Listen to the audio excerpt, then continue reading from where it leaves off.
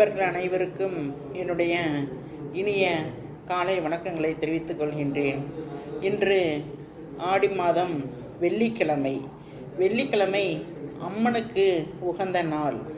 இன்று ஆடி வெள்ளி மிகவும் விசேஷமாக அம்மனை வழிபடுவதற்கு உகந்ததாக கருதப்படுகின்றது.